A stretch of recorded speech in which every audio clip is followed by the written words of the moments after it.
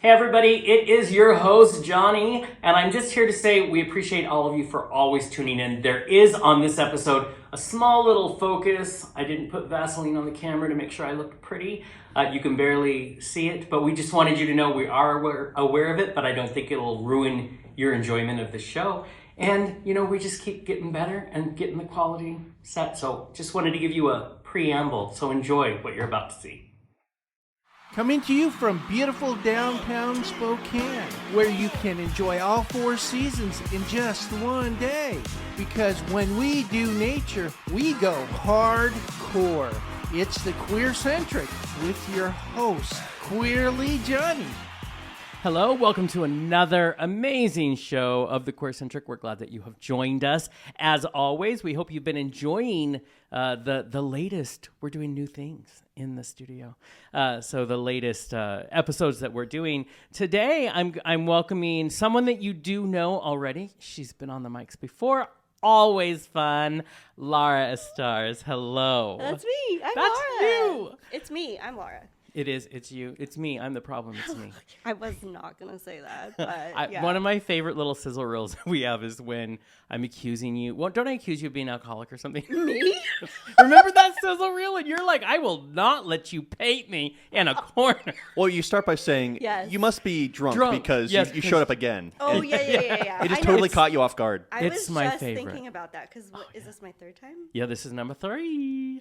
It's fun. That's because it's fun on the mics. And so I hate to say it, I know you're the special. expert, but could you scoot in a little bit towards the Oh, mic? I feel so loud. There we go. No, it's only because he can turn you down in your Okay. ears. Hey, listen, thank you. People are used to listening to me, so they know what loud is, and they're okay with it. They keep Boy. They keep coming back. But someone brand new on the mics in the studio today is someone that people have asked me about a lot, and so we thought it would be time. Let's bring you into the room, John Brennan. How are you? I am doing fantastic. Thank you for having me. You are very welcome. I'm excited to have you here. We're going to talk about a lot of things that the three of us were there. Kurt was there too. and of course, as always, this camera, you will see Tom sitting on with his, and wearing the hat again. Kurt was saying it was a lower hat, A lower hat. that it wasn't as high as usual. Oh, yeah. I guess I brought it down a little bit just because I didn't Right. want to intimidate people. I look really tall when my Well, hat's I'm up. typically used to your hair, which is already high. Yeah, it wasn't looking great today, so I threw a hat on that bad boy. I mean, I do that same stuff. But we want to welcome everybody to the show. I want to say something specifically to our Spokane listeners. If you have a minute and you want to see something you are not going to forget and you're going to love every minute of it, we encourage you to go see Ain't Too Proud. It is the story of the Temptations.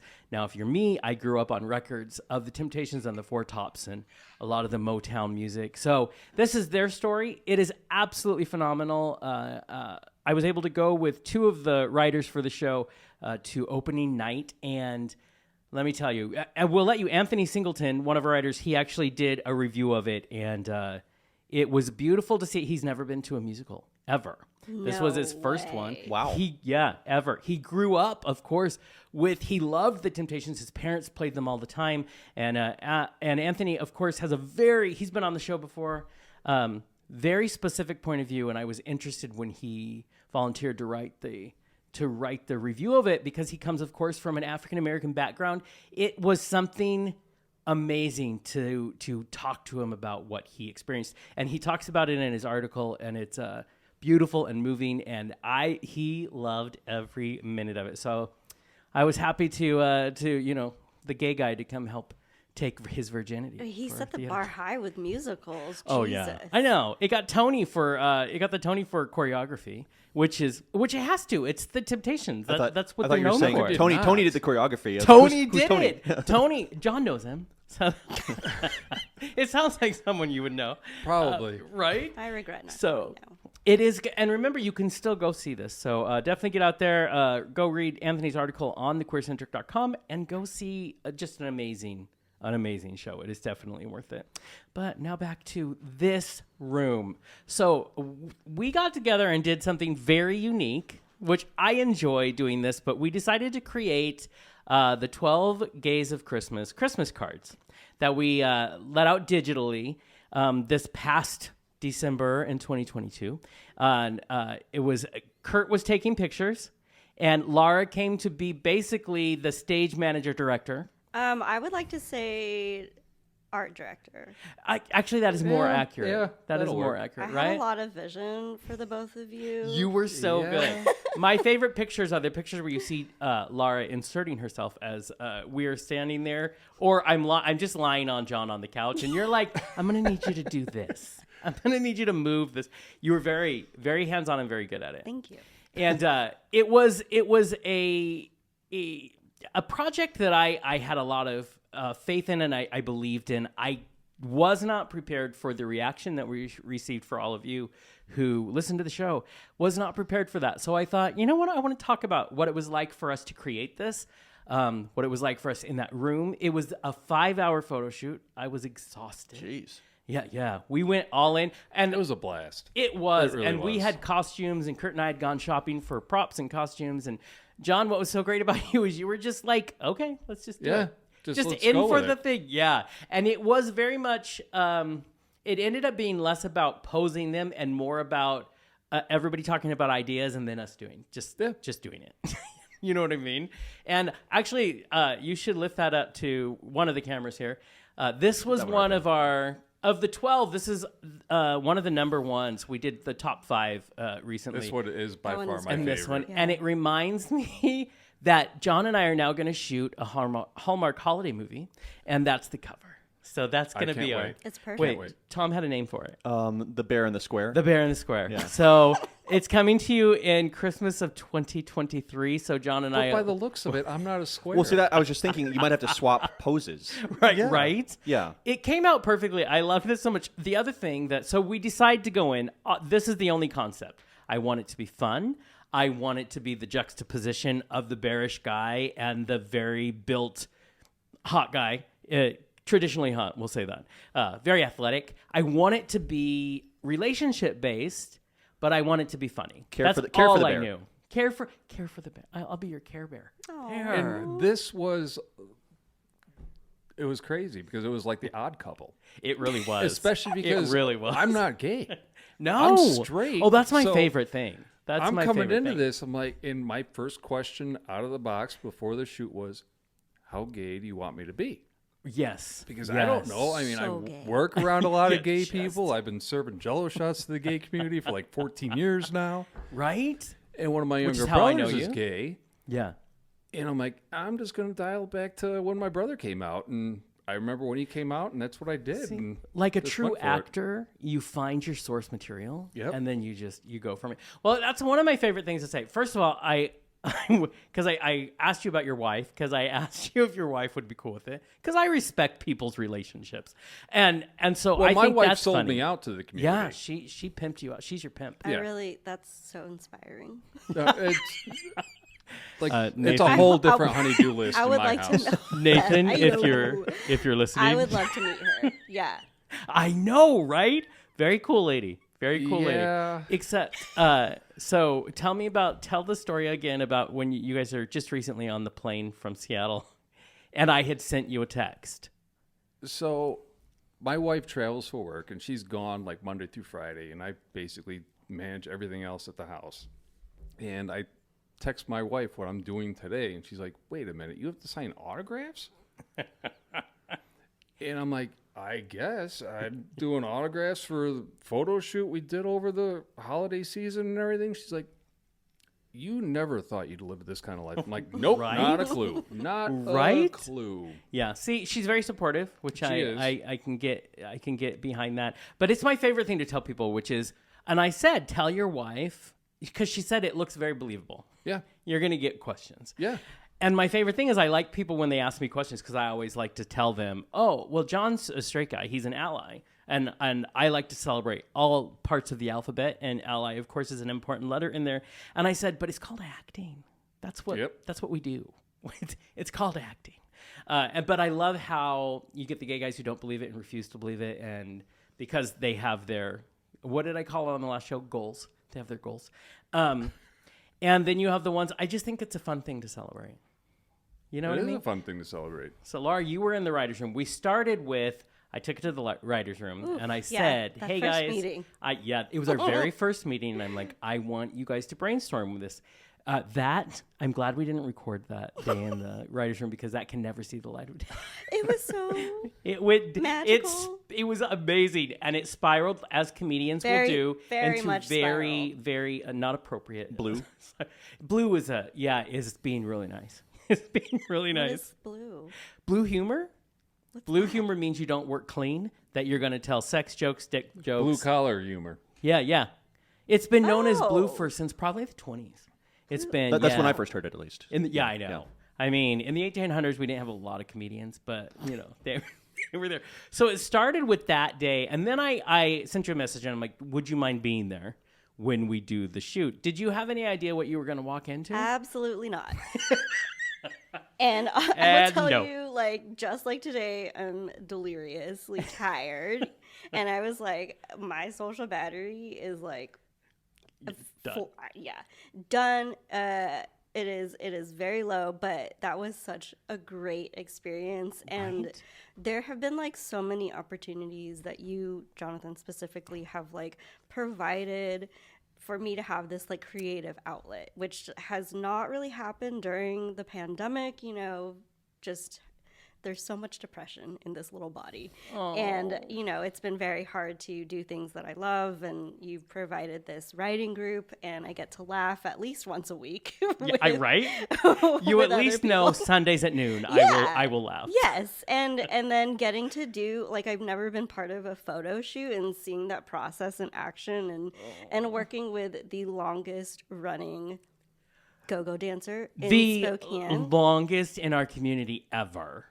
You said 14 years? Yes. Yeah, I'm going on. This will be, I think, 14 or 15 years. I remember you way back, I like started at 14 years ago. Dempsey's. Yeah, Dempsey's, Yes. which if you're from Spokane, that's the gay bar that started it all. Yep. Yeah. And I never got to experience Dempsey's, but my friends have told me, like, Oh, yeah. yeah, that's where they It is started the hanging gold out. standard that we have never reached again, and that's okay. It's in a good... But yeah, longest running... And so that's the other thing. A lot of people don't know what to expect when... So we've been lucky enough to work together because I've never been afraid to just be like, hey, John, what do you think Right. about this? When I was just writing articles for magazines and I needed to send photos with it. And so I'd be like, I need you to play a sexy doctor. Right. Like, I tell my kids about that all the time, about how I'm not a doctor, but I played one on TV. You And did. they're like, Yes, wait you a did. minute. No, you Yeah. didn't. I pull up the picture and Listen. everything. Like, Uh-huh. so, Not yeah, I only did. were you a sexy doctor, but you also were in our TV. It was the promo for the TV show we were going to do, and you played Yep. a pilot Yep. I played to a promote pilot. our pilot of the show. Yeah, Pilot for the pilot? I Okay, played a it was, barista and it was for you I played a once. stupid man who didn't. Nice. Yeah. See, but this is what's fascinating to me when I look at life. So people always say, I toured the country. I've sang in front of. This is all I know. I love creativity, and I love people most of the time. The people around me, and if I can get people I like involved in some crazy idea that I have, then I want to have because I know it'll be more fun that way. So I don't understand what I can't do. And so I think that's the best thing. Do things because you don't know you can't do them. But I love that we've all been able to play. And this photo shoot was, I haven't done a photo. I don't. Why wait for a magazine to be like, we should do a photo shoot? Just do your own damn photo shoot. Yeah. Kurt is amazingly talented in what he does. And so we walk into that room. Kurt and I we tried to buy out, what is that place, that store in the valley we went to? It's a costume store. Party Palace or Party whatever. It's Party City, I think. Party City. We bought them out of everything, and they already had nothing because the holidays were coming. So all of it's gone. We got John the smallest size elf shoes that we could and get. they were, yeah. So in Only the shoe, half fit. you'll see him, and I'm going to say that it was on purpose, but honestly, we just couldn't get them past your heels. Nope. Nope. So we get I have these thoughts in my head. I want us to be cute, and then we show up. We have this great space for us to do this, and it never crosses my mind like the actual what people were taking. I wanted them to have fun. I wanted them to see these photos. I wanted them I wanted it to be a great way to promo the show and just be a good time.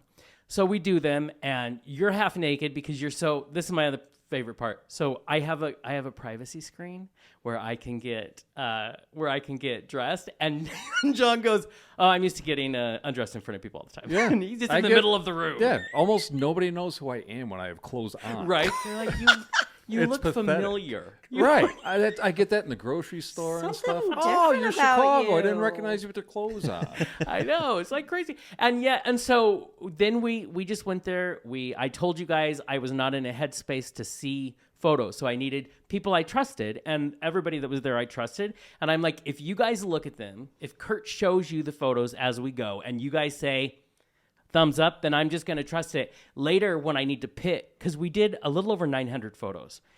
When I have to go through and decide what I like, I'll get myself in the headspace. I can't do it right now. And you guys, part of Lara, you jumping in was, so there was someone with some quality control and I was just amazed at what happened in the end. Now let's talk about the response that I was not prepared for. Tom, when you saw them coming out, what was in your head? What were you like? Well, what the fuck? I think I was I just didn't know what to expect for the next one that came out. It's like because I was that's man, my they're favorite just, thing. They're just kind of throwing everything at the wall and seeing what works. And a lot of it was working. And, I Right? think all of it really turned out really well. I think I did like. There was a very specific thought process when I knew them. I wanted them to be sexy because I wanted everybody to know sexy is a state of mind. Sexy is not a body type. Sexy. And that's why we did some kink. We did kinky things, so go check them out if that makes you curious. Kinky things, sweet things, just state of, mainline sexy things. Well, I was just picturing your mom, because I know what I know about your mom is that she's really uncomfortable with this stuff. She So did I not look. just picturing her going, Yes, that would be exactly. Yeah. All my siblings. My mom actually refuses to join social media because she just prefers not to know, and that's serious. She's just like, life's gonna be fine if I know you do stuff. That's all she needs to do. I'm like, Mom, it's not porn, but that Yeah. I'm not dead yet. Yeah. Exactly. But one of the things, so we start releasing these, right? I make sure I tag you in every because I Right. feel like it was. The work needs to be Every credited, right? morning was Yeah. a different experience in my house. Yeah. For 13 days we released. It was fantastic because my wife would just sit there and laugh at me. And she's like, what does it look like now? And I would take my phone and I say, here, this is what it looks like. And she goes, people are going to start asking questions. I go, it's no different than any night at work. Exactly. I mean, really, right? it isn't. Right? Well, and for everybody watching, you haven't seen half of what is in the archives. There are some where you guys remember, John is wearing tiny, tiny, tiny, tiny little underwear. It's just him. I mean, they didn't even get, so you just, you join our Patreon and I might share some of those with you. And then when I started getting emails, which I wanted people to enjoy it, and I appreciate when people comment or they send an email, but I started, this is weird to me, and not weird in a bad way, it was unexpected. I start getting emails from middle-aged white women who are straight, who say, and there were actually, and some older gay men who said the same thing, who say, I want to share these pictures. I feel like they needed permission to share something that was like gay or two gay men or whatever. I love what you're saying about body acceptance and finding the joy in the way you are. And I was like, I loved it. It gave me chills. It was very sweet. But it also was the moment where I was like, I didn't know that's how it would I hit. had no idea it was going in that direction at all. No, I thought we're having fun. Yeah, this that's is where going I to was be at. tongue in cheek and good times. And then gay men older gay men of a certain age, my age and older, start sending me things saying they've never allowed them permission to feel sexy. And I'm like, I am the least sexy feeling human ever. Stop. Feeling. I've touched him before. He doesn't feel sexy. Right, I don't feel so. Yeah, it doesn't. Well, these No, pictures but say a different story. It does. It does. Well, and part of that is thanks to the people in that room because it was important to me to set up a safe space because everybody needs to feel safe, and to do it with a friend who I trust and who I know. Like I know how you think because we worked together before, and I knew if I'm going to do this, I need this to be because I look at it. It's not something I've done before. I've done photo shoots, silly shoots, comedy shoots. Never done this. So I start getting older gay men writing, saying they've never given themselves permission to feel this and saying thank you for sharing these. And I'm like, oh. And then an article comes out from Bear World magazine out of New York City. And they talked about the show, and then they talked about this. There was a very specific phrase, but it was very much this body positivity photo shoot that they did at the QueerCentric. And that was when I was like, there is no other choice but to accept that this is what it is, because I keep getting emails. And then I have this magazine who did an article saying that's what it was. And I'm like, okay, we're going to own it. We're going to take it. Yeah, why not? Yeah, because back in my 20s, I ran a company called Damn Sexy. And the whole point of that company was that people feel at any body size, we wanted them to feel like you don't have to do that whole, well, when I lose 20 pounds, fuck 20 pounds. Feel that way now. And if you lose 20 pounds, good for you. But you have a right to feel it from exactly where you are. And so I started leaning into that and realizing people are getting things. And so more people would write in. And in the end, we created, which is my favorite way to do it, we created something bigger than I anticipated. And without you two and that guy who took the photos, I don't remember his name, it could not have been. That's my favorite way to have. I've said it from the beginning. Kurt will attest to it. I always say, you have to trust your projects. They're going to tell you what they want to be. And so I've done it with every project we've done. And this has told us that, okay, people started feeling something, and that's what art is. They feel something, they take it in, and they let it resonate, and it becomes what it needs to be for them. I mean, John, you're an artist. I am an artist. Yeah. Yeah. Classically trained and everything. Yeah. Oh, and beautiful work. Is that what Thank you you. feel when it comes to art? Yeah, usually it's part of, I'm trying to either evoke emotion or a story, or trying to get somebody to think outside the box a little bit. Right. I've been doing art since as long as I can remember, and that's usually my biggest thing is I'm trying to tell a story. Yeah. And it's just my background is storytelling, and this is a prime example of, this photo shoot's hilarious, but there's a story to it. Yeah. I mean, if you look at the pictures, there could be a whole nother story that you and I could come up with very easily. Exactly, yeah. And I'll tell you, some people look at these pictures too much. I may be talking about someone looking at me right now. And I'm like, good for you. I don't need to know it. You just enjoy yourself. Oh. But this is part of, I feel like without even knowing it, it fell into the narrative of your life. Like it is a natural extension of what you already do through your art and your drawing and your painting, but now this is just a new aspect. Yeah, I mean, it's definitely just another part of it, another piece of it. There's so many aspects of my life that I just never thought would ever happen. Yeah. I never thought I'd be talking about body positivity. Like when I was telling my kids about this the other day, they're like, you're like one of the last people to talk about body positivity. Even though you work out how many hours a day? And that's why they were saying, they're like, but you're all jacked and everything. You're in good shape. I'm like, well. The kids are like, Dad, you're ridiculous. But see, that's where the body positivity came in. Like, yeah. There's a reason why I am the way I am.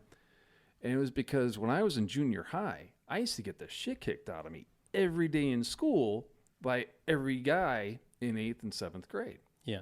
And when I moved to the north side of Chicago, I said, I've had enough. And I went to the gym 3 times a day and worked out, learned how to fight and all this other stuff, and said, I'm not going to be that person anymore. Yeah. And basically created this whole different person that everybody knows now. Yeah. And I've always kind of tried to keep it that way.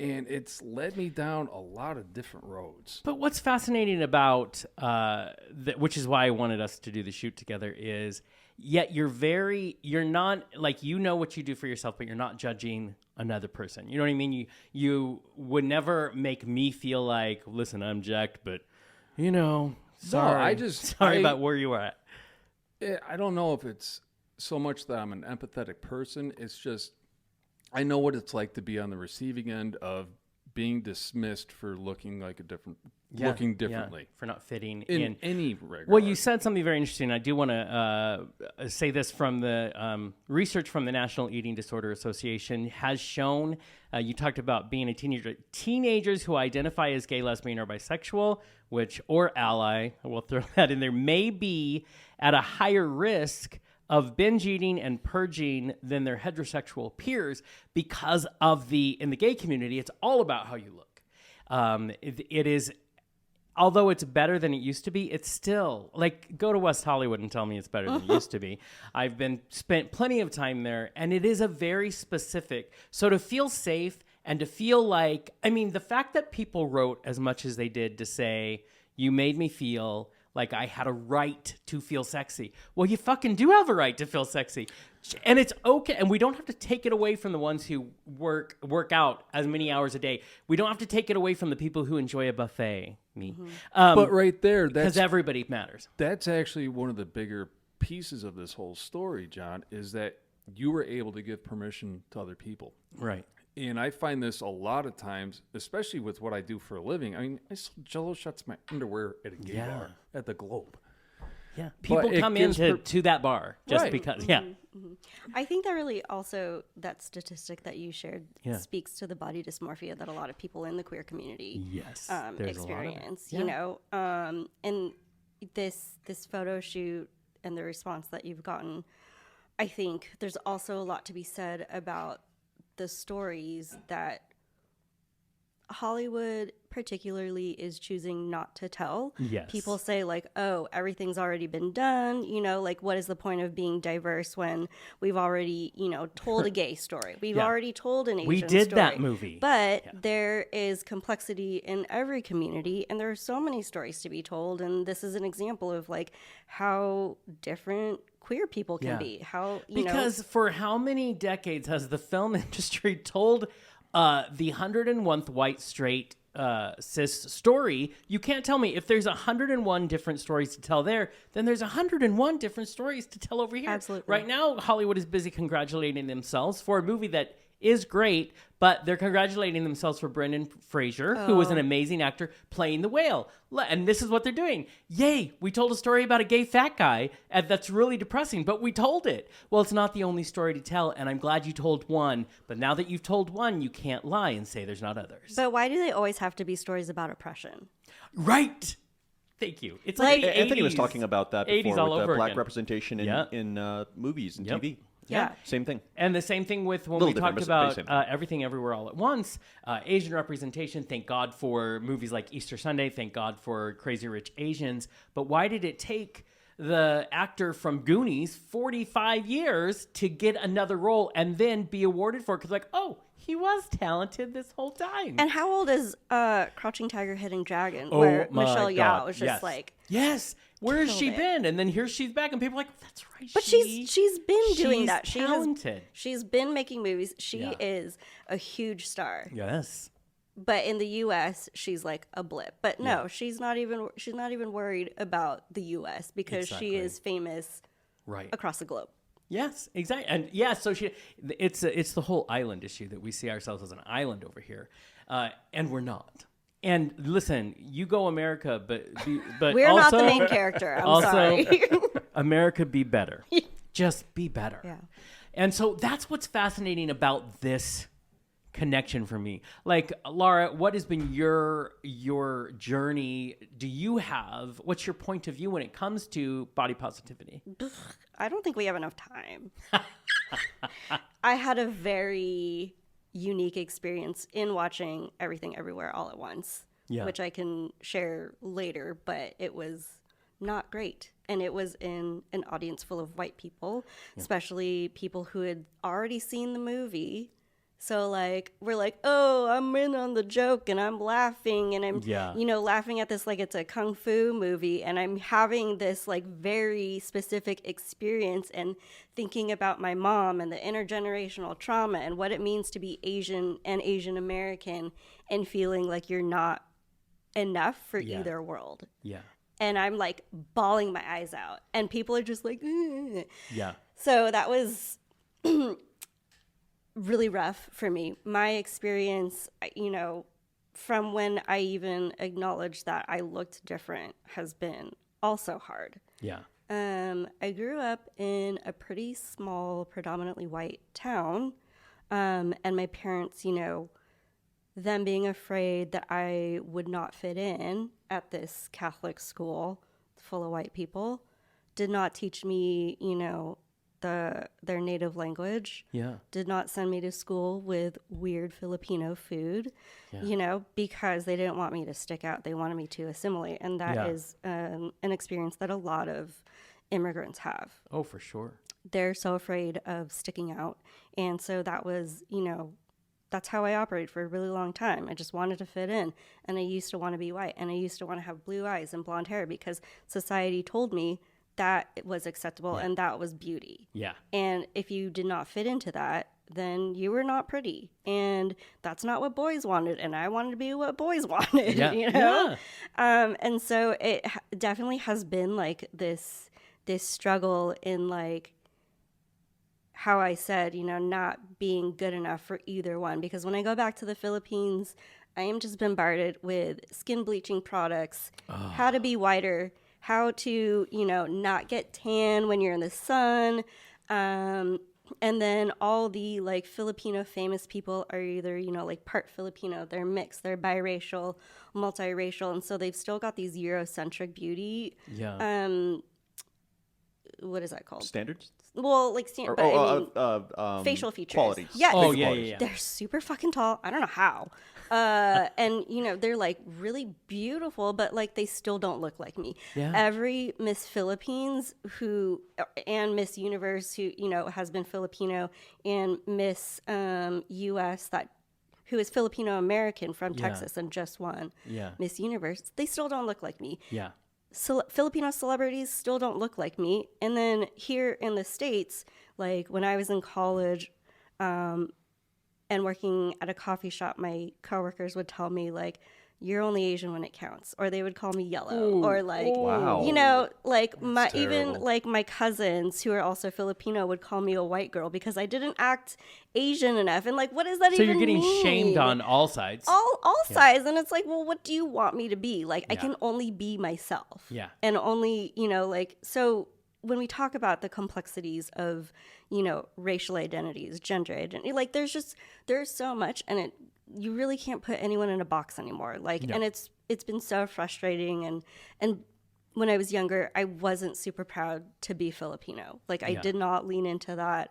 I didn't like it and almost resented it. And it's taken me, you know, my entire life, but I love the fact that I'm Filipino, and I, you know, am so proud of that, and the things that are happening in the world of like food, you know, the rise of Filipino food in these bigger cities, and having, you know, that representation in film and TV. It's happening slowly. Well, and I think that's it, because on our last show, that's what we talked about, is why does representation matter?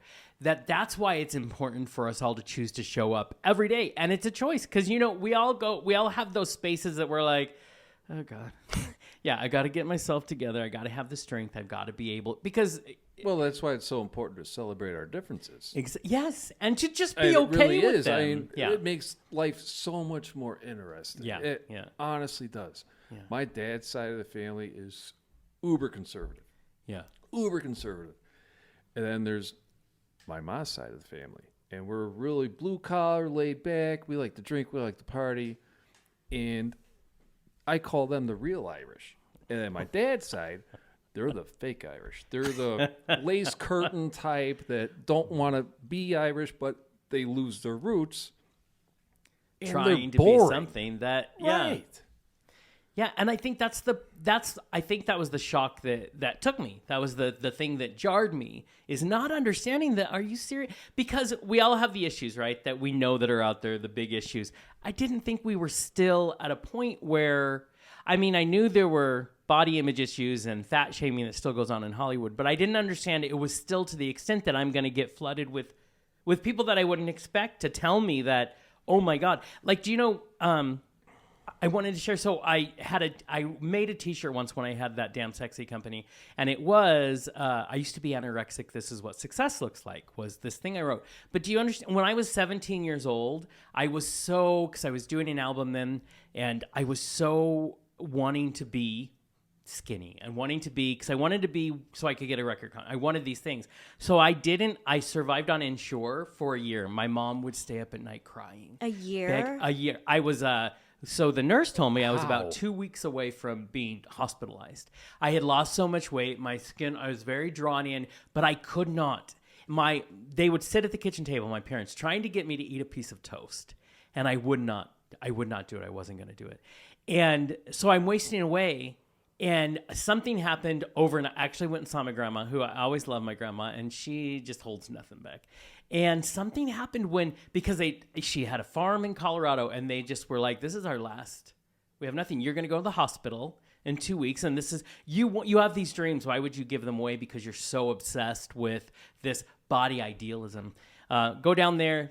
I still don't know what the moment was where it switched. Haven't eaten for a year. Grandma made me dinner and told me I had to eat, and then I just ate. And then a year later, I'm 325 pounds. And so what people say, and they want to shame me for being 325 pounds, fuck you. I was about to die, and right now I'm alive. I will figure out my health, but you have to get out of that mindset of, I need to be something that I'm not. And I think that is the journey everybody has. I am 47 years old. Even to say that out loud when you've been in entertainment as long as I have is a very scary thing to do. So to have these gentlemen come to me and say, I don't understand. A lot of them in their 50s. I didn't have this. So this gives me that this is what I want. So this is why I will continue to do crazy photo shoots that are just fun to do. And yet I will can I tell you what it was like for me to choose to unbutton 3 buttons and show my chest hair on that shoot? That was a very big deal for me because I don't show anything. And John's being comfortable with you made it okay for me to be like, just, you're fine. And then do you know what I find out? Oh, that's right. Some people are here for John and they think this is hot. Some people are here for me and they think the bear is hot. You're a bear. And I'm like, yeah. So you want to own it. So it comes down to, why can't we celebrate everybody? And if that is what this did for people, then I want to do more of that. I want more acceptance. You had said something in the writer's room, actually, that I want to bring up that we're going to do a whole show on, which was, it was at the very end, and is this idea of, yes, please tell me. Well, I want to talk a little bit more about body stuff before we go into we do need to. These queer expectations from a heterosexual standpoint. Yeah.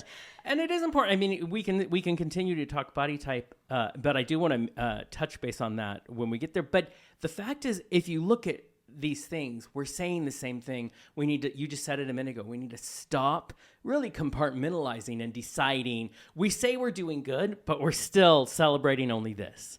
How to open up and just celebrate each other. Mm-hmm. Why it seems so hard to do that. It's extremely difficult. I mean, it still leans on me. I mean, to this day, I still understand the things I do for work. Yeah. I still understand that I'm the pseudo sex symbol in the gay community in Spokane. I'm like, how did this happen? I want a billboard. I'm still this, and it's just John, and it says Spokane sex symbol. No, please don't. Please don't. Because I still see myself as a scrawny white kid from the south side of Chicago with this big head of curly hair, and these big Coke bottle glasses and everything. And that's who I'll always be. He sounds cute, though. I know. He sounds adorable. Sounds like my type. It's like a stiff breeze could knock that kid over. But that's fascinating in and of itself, is that, we all see in Spokane, we all see what you have become in physical. You guys know very little aesthetics, about where I came from. However we were programmed at those very formative years. Yeah. Whoever we were, you will always be that person. It's why when someone works their ass off to lose weight, when they look in the mirror, they don't see that they've lost anything. They are still to this moment, the fat person in the mirror, because since you at that our adolescence is a very programmable age. we will always, it's why our brains are mean, and we will always think like we're 20, but the body doesn't follow. Well, like, and that's it. Like, I have no problem, I feel, celebrating anyone else. Right. Whatever body shape they are. I'm like, you are so sexy. You're so hot. Yeah. And for some reason, I can't feel that for myself. So in addition to the, ethnicity issue that I struggle with, also as a person who is less than 5 feet tall and not the body shape that you usually see when someone is that short, because you also expect them to be super duper skinny, right? Right. I'm like not that, and I have never felt like I was that, even though I used to weigh a lot less. And when I look back to my 10 years ago, I'm like, God damn it, I was so hot, and I never thought I was hot. I never thought I could, do the things that I did or wear the things that I wore. Yeah. I always thought I was super ugly, and I will probably always think that I am ugly and that I hate my body. Right. At the same time, I'm not really doing anything about it. And recently I thought, even if I did go to the gym and I used to do CrossFit, what if I did that again? What if I was smoking hot? What would I do with that? Yeah. What does it matter? Because even us who think that it has to be, oh, well, life is more, we're very evolved. Life is more than just about, in the end, we fall to the same stuff. Yeah. Thinking that I was hot back then. Wait, what am I trying to say? That you're hot now. You are hot at all times. But it's because we never understand, so we waste too much time. Don't we do. appreciate We have that. to Yeah. learn how to be more comfortable with ourselves. Yes, Yeah. I remember out for of the go. myself, I remember taking a photo, a progress photo years Yeah. ago in the gym, and I remember putting a caption on it saying, "Oh, needs some work." And I've never been that thin since. Yeah, see, and so now I'm looking back at that photo, and I'm like, boy, I would kill to be just. Yeah, and so it's like you didn't appreciate it then. What's going to happen we now? are just as bullying to ourselves as other people are If to not us as worse. well, right? Yeah. And the other thing is, we don't ever see ourselves the way other people see us, and that's unfortunate at sometimes because they will appreciate us in ways that we didn't know. Do you know that when I came back and I sent you a note and I wanted to hang out, because in my mind you're always that cool girl that in school would have never, and I want to hang out with her. And do you know what? I always think of this one thing. We went to theater downtown, Magic Lantern. You were wearing this beautiful green dress and these black shoes. And what I love about Lara is you told me someone driving by said your dress was ugly. Yep. And you were just, fuck you. Someone You're like, straight up called me ugly. And I was like, okay. yeah, and you were like, and you were so, when telling that story and then seeing it happen, you were so, fuck you, I don't care what you think. I like this dress. And I remember thinking, she's the coolest person but that's the thing. I don't feel cool. You don't feel it the way other people will view us in different ways. John is representing, feeling this nerdy kid from years ago, but people and a lot of Spokane see you different than that. Yeah, I understand You know what I mean? that. Yeah. Yeah. And it's crazy to me. I'm like, right? Every day it's a journey. There has to be a way, and I don't know how, that we can make a spliced understanding. I always say I never want to fully understand how people see me because I think it takes away the humility of what you're doing. Like, I never want to fully understand why they write me these emails and say these very lovely things. Trust me, there's enough people who say some very not lovely things, so they keep me thinking. But I never want to understand fully, because if I understand fully, I feel like I'll lose the magic that is making that happen. But we need to understand some. You know what I mean? We do need to get to the point where we're like, You need to be able to give yourself a break. Yes, yeah. I went with these two of the most talented comedians in the world I go to this party with this week, and they both say to me, Jonathan, because I show up because I've learned when you have to flip the switch on, you fucking switch on, and you get it done. And they, who I think, first of all, standing up to do stand-up on a comedy stage every single day of the week is the hardest thing you can do. It's mortifying to me when I do that. So to have them go, they were so nervous. And they wanted me to do what? To be there. I was introducing them to people because it's at the party right before. And I was like, you guys don't see the absolute talent. And so when I'm hanging out with you, I think, oh, I'm hanging out with the cool kids and it's so much fun. And those cool kids needed permission from me to feel like they had a right to occupy that space. So everybody, no matter if it's the hot guy who works so hard to have this body that you have, should be proud of that. But at the same time, understand they have a right to occupy the space that they're in. You know what I mean? That's a very difficult, tall order to ask, though. Yeah. I mean, to be able to occupy that space, there's a lot of times I question whether I should occupy any space. Yeah, yeah. And that's just where I've been. But I remember years ago, and this is 20 years ago or so, somebody once told me, what people think of you is none of your business. Yeah, I love that. I love that phrase. And I remember trying to live by that, and it's hard. It is. It's crazy hard. Well, I think you're it feels like you're sensitive, succeeding because you're obviously confident enough in who you are to be willing to be part of the, helping out the community. There are a lot of men. Yeah. There are a lot of men that would feel insecure. And you're just out there. You're being yourself, and you're And being a good example. honestly, threatened. If there's a lot of heterosexual, white cis men out there who would feel threatened to be so available in a space that Right. isn't. But I think it's actually easier to just walk out there in just my underwear than it is for me to sit down and Bless talk your to heart. somebody about my feelings. More of that. It's a lot easier for me Bless to you just for walk that. out my underwear. Can we encourage this? No, just kidding. More. I would. I don't know how many times I've told my wife, even coming here tonight, I'm like, I should just walk through the library with no shirt on. And then you would be flocked going, oh, I know who you are. Yep. Sign this. Yep. Sign this.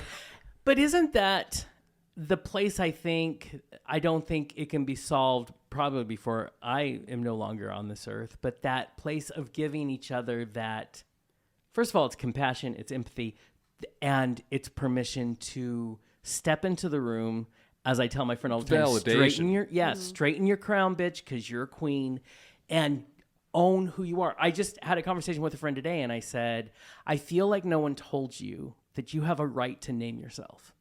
Name yourself. Whether you feel like you deserve it, say it to yourself. I am this, and walk into that room like it's yours already.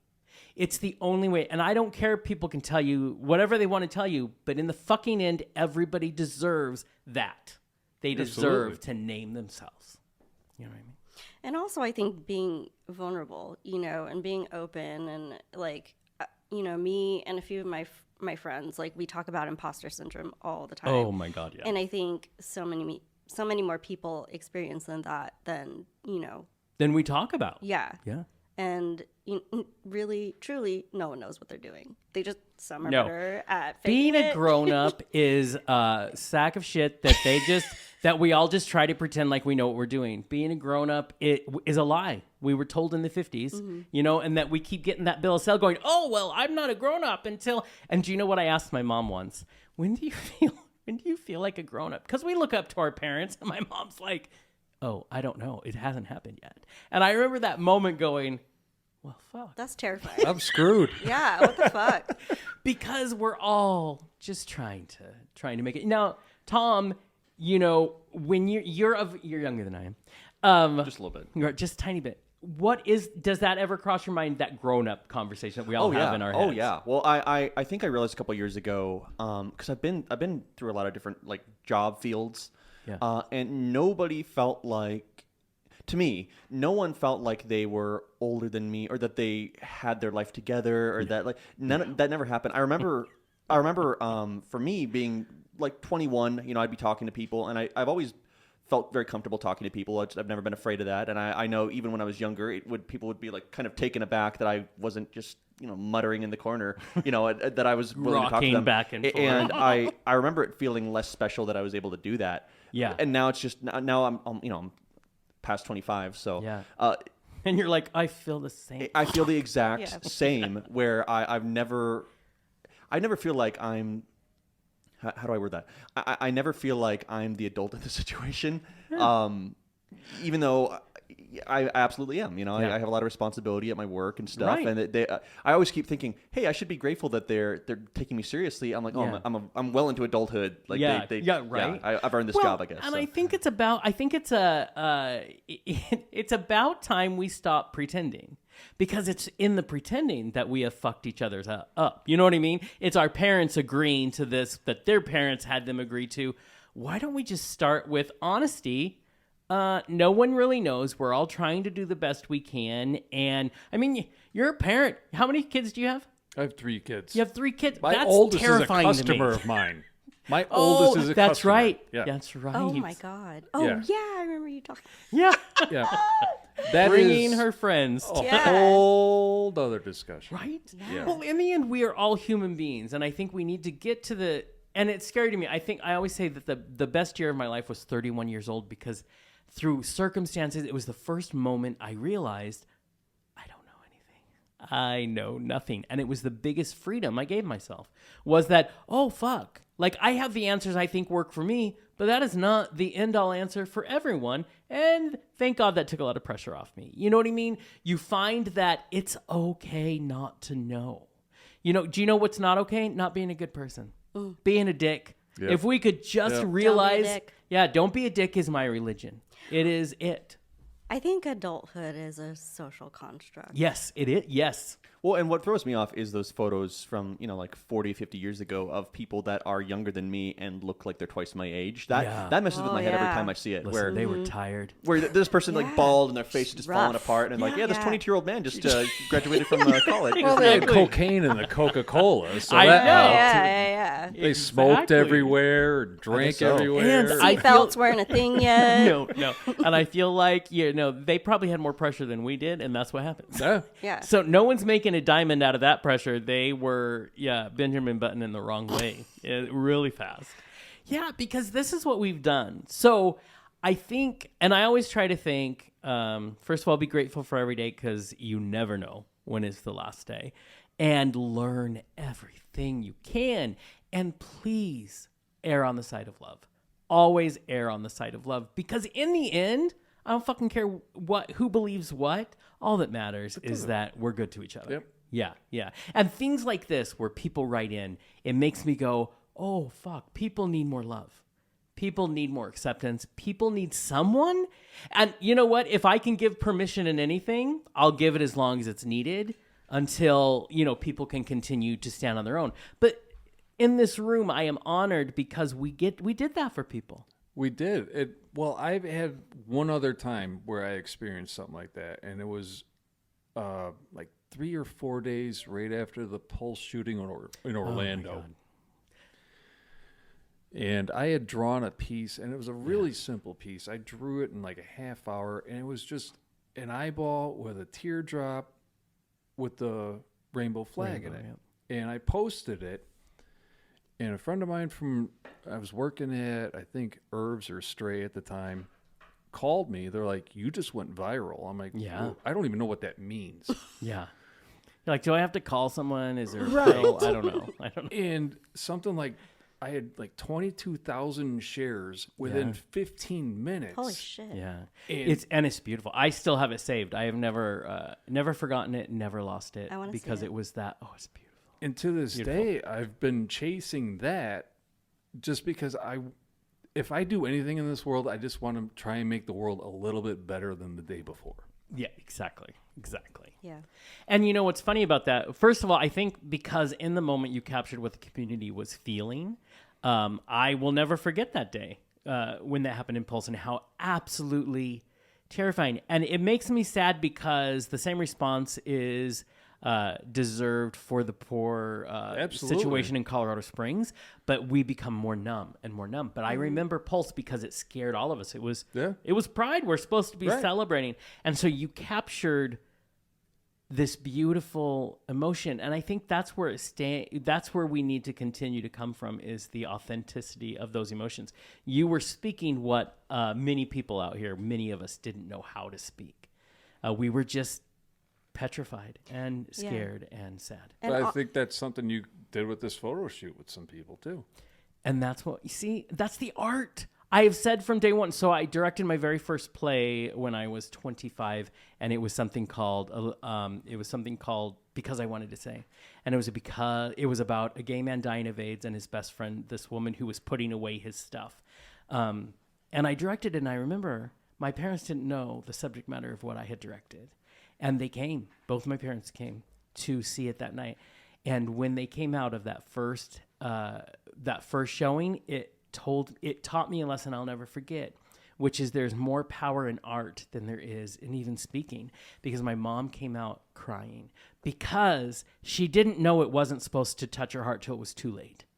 So the humanity and the authenticity had snuck through before the thoughts and the religion and everything took it away. And so my mom wouldn't speak to me. She just laughed. But seeing my mom cry and knowing, that told me all life. And that's why, to the end of time, like you say, you're chasing that.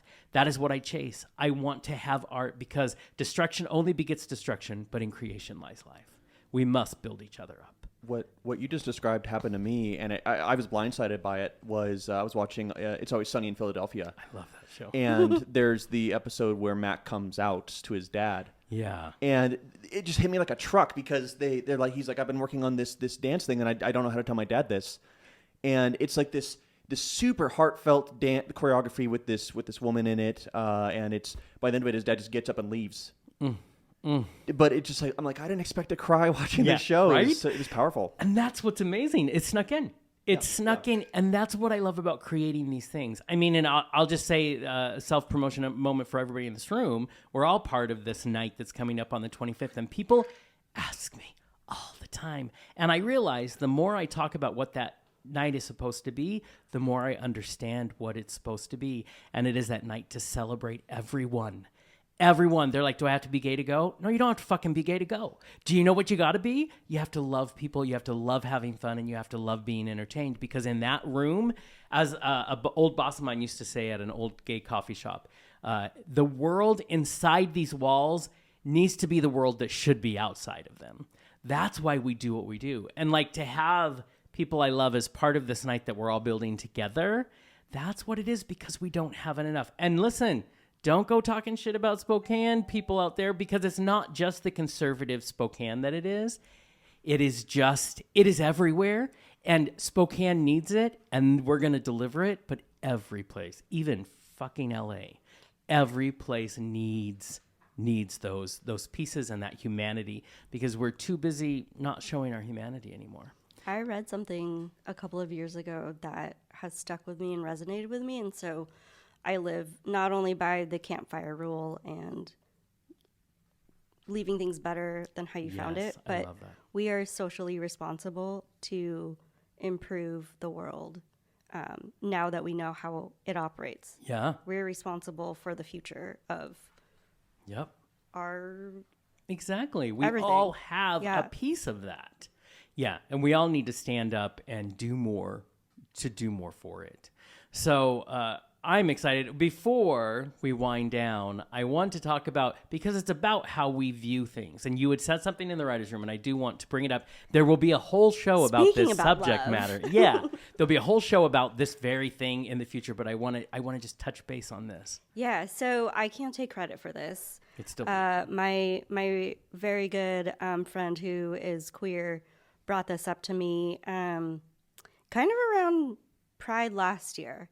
And I thought it was really funny, and I was like, wow, that's a really good fucking point. But, you know, when we talk, whenever Pride rolls around and corporations get all rainbowy and shit, you know, when they have their merch and it says, you know, love is love, and like, this is the only time of year we accept you. Exactly, you know, like, yeah. It's July. No more. no more. Even though that is Disability Pride Month, FYI. Good. That is very good. She was like, why do we have to be in love to be validated as queer? Why do we have to be in a committed relationship and to love someone else just so that we can be gay? And I was like, wow, I have never thought about that. Yeah. Why do we have to match a narrative? Because that's the narrative that sells to middle America. For like straight people, and also like it's just like two people like that doesn't fit. I always for a lot thought it of was people. more about accepting who you were as a person. And that's what this is. Yeah. That's exactly what it should be. But, marriage equality, that whole thing, the only way we got marriage equality is they pivoted in the middle, and they decided to tell a narrative about it needed to be about family. It needed to be about love. We couldn't talk about other versions of because we couldn't sell it to middle America. So we finally got where we were because we sold a whitewashed version of what it was. So then what do you do when we get to a point where there are people who don't feel validated because they're single, but we need them to feel bad because they're single? So I would say I wanted to preface that because it's coming very soon, but also to say it's the same conversation. The conversation is, how do we as a community and not just a queer community, but all community begin to accept each other as we are where we are? Mm-hmm. And be more Because inclusive. it's not about, let it be about that. In my head, I'm trying to think about why that would be. And I think about Santa Claus, Coca-Cola, they basically invented Santa Claus. Yep. And that's what everybody thinks of Yep. as Santa Claus now. So when I think about that, I think about how advertisers can succinctly make sure you know someone's gay, and they can't just have them have a limp wrist. So I guess in the advertisements, they've made it so it's two guys or two girls or whatever, two people that look the same, basically, just with each other. And so from that, everybody now thinks, oh, that's what being gay is being in a relationship. Well, and then so maybe that's kind of how that snowballed then to we've where it is. pushed, and then because corporate America seems to run everything, as we know. Right. So we've pushed a narrative of these two people are in love. Well, maybe, you know what? I don't want to shock anybody. Maybe they're just fucking. I don't know. Yeah. And maybe it doesn't matter. Yeah. And maybe that's okay. And maybe shoving this down our throat, saying it has to be this way or no way. Thruples are a thing. There are polyamorous relationships. But because we can barely accept that same-sex people can even be in love with each other, we can't get to the real conversation, which is, it doesn't fucking matter what makes you comfortable, Mary. It matters that we're all here together. And so because this is what we do, this is how life works. You're going over here, you're on your diversity walk, and you're having a good time, and this is the walk someone else is on, and they're like, you are so great. I mean, I love you, and I celebrate. Do you mind? Just come over here. I feel better if you're walking this way. Because if I don't understand your walk, then therefore you're a threat. And you know what you'll notice too is they're a little too scared to be too diverse in those advertisements. Oh, yes. It has to be too cis white gay people. Mm-hmm. Yeah. It can't be mixed race. It can't be anything like that. Right. It has to be. You have to be, because I guess you can't make people too uncomfortable in one advertisement. And do you know why people are uncomfortable? Because we have made a very specific medium of telling them what's okay. So media has done this to these people.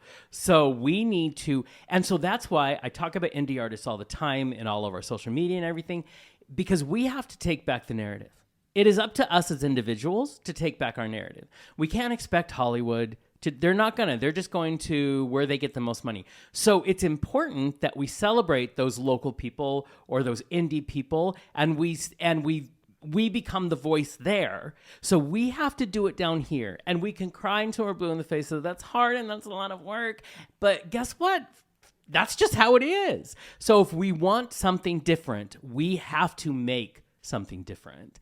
You know what I mean? And I think it's okay to start telling each other, listen, Lara, you always kick my ass, and you're always like, you know what? I heard you were talking shit about yourself, and I'm here to remind you we're not doing that. Yes. And you're always there to say, and so we'll talk about motivation, and we'll text each other. You kick my ass, I'll kick your ass. John will kick John's ass. John can kick our ass, because people are all we have. So as long as we support each other, it's okay. It's going to be exhausting. We've got work to do, but let's just get together, and I want to teach the world to sing. Hippie, kumbaya, what the fuck you want to call it, but it's time we support each other so that we can continue to do the work that needs to get done that the people at the top aren't going to do.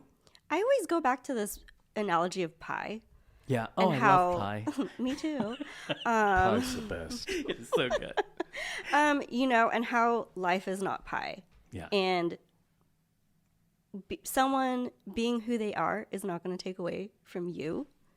And it's also Exactly. okay if not everything applies to you and not everything is for you. Yep. That's how it should be. Exactly. And I don't know how else to explain it other than like it's not a zero sum kind of thing, you know. It's more And for than some that. reads we accepted that's it's supposed to be like that. So anything other than that doesn't make sense. Oh, to I'm me. more oppressed than you're oppressed. And Oh, blah, I blah, love blah. it. Someone was saying the Jeez. other day, I'm like, well, I didn't have it bad as this person. Listen to me. No one, it's not about they have it worse than you, because the way we experience life, if it was the worst for you, then it was the worst for you. You know what I mean? Yeah. And you still need to be compassionate for over here. Comparing But trauma is why? just so Yeah. disgusting. And comparison is the thief of joy. There is no win if you compare yourself to someone else. There is no win. Life is the only thing we have and what we can make of our own pie out of that. And I'm having pumpkin and cherry and blueberry. Thank you. If I Wait, wanna- like for reals? Can I have some? I know, right? I Oh. want it. I want it.